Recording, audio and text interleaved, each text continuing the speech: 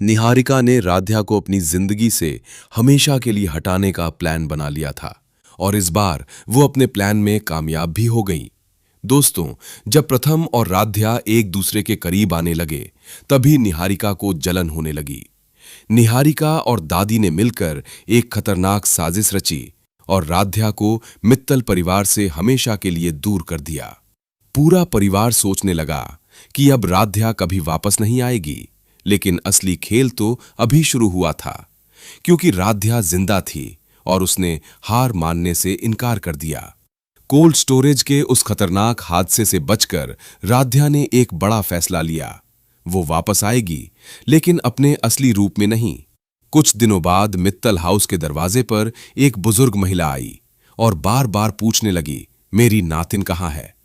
ये सुनकर पूरे परिवार के पैरों तले जमीन खिसक गई।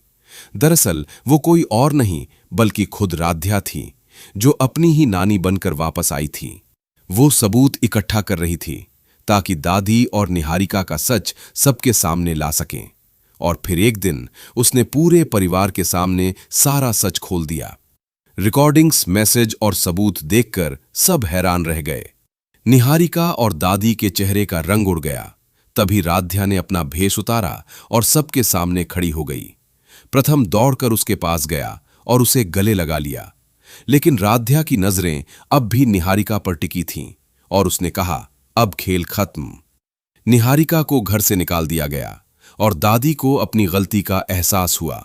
सब कुछ ठीक लग रहा था, लेकिन असली खतरा अभी खत्म नहीं हुआ था, क्योंकि उसी रात मित्तल हाउस के बाहर एक पार्सल मिला जिसमें राध्या की खून से सनी तस्वीर थी और पीछे लिखा था, खेल अभी खत्म नहीं हुआ।